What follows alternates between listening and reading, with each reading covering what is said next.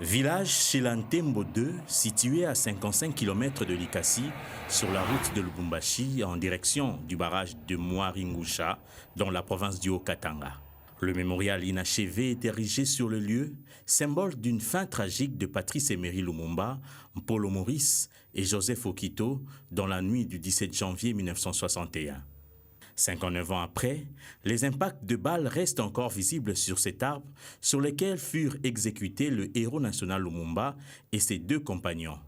Professeur Toussaint Chilombo, homme politique et ancien ministre des Médias, s'y est rendu.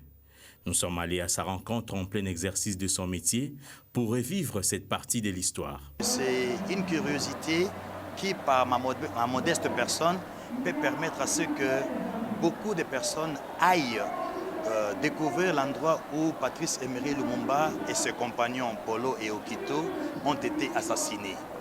L'endroit se trouve dans la province du Haut-Katanga, en pleine brousse, où, pour tout passant, est surpris de voir, de trouver un avion Dakota, qu'on appelle communément DC-3, en pleine brousse. C'est ce qui a attiré mon attention.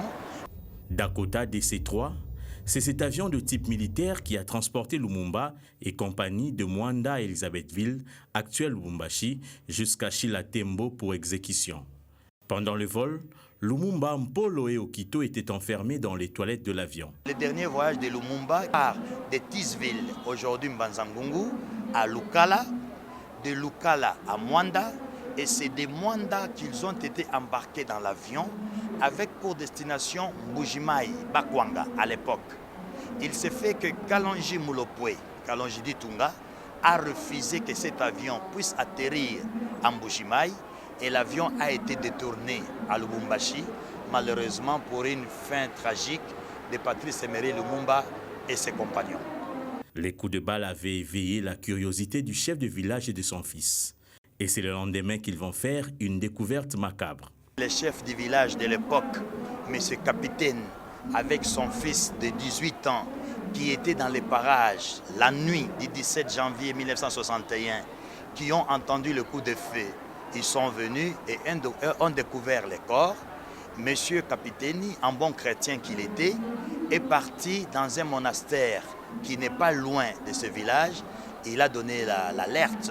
Les prêtres chez qui il est parti donner l'alerte ont averti le pouvoir d'Elisabethville, Lubumbashi aujourd'hui, et ceux-là, les Belges et le pouvoir de cette époque-là, sont venus à la hâte là, dans l'après-midi du 18 janvier pour déterrer les corps, les découper en morceaux, les mettre dans des fûts et les amener à l'usine d'acide de l'usine de Chituru à Likasi pour fondre les corps dans l'acide.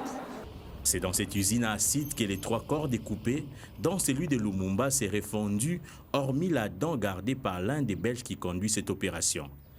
Les villageois ont levé l'option de rendre hommage à la mémoire de Lumumba avec une tombe de fortune érigée depuis 1961. C'est juste à côté qu'est enterré le fils du chef du village de Chilantembo 2, l'une des personnes qui aurait répandu la nouvelle. L'avion, l'arbre, le mémorial inachevé demeurent encore sur le lieu. Un lieu moins connu du grand public, pourtant renfermant une partie de l'histoire de la République démocratique du Congo.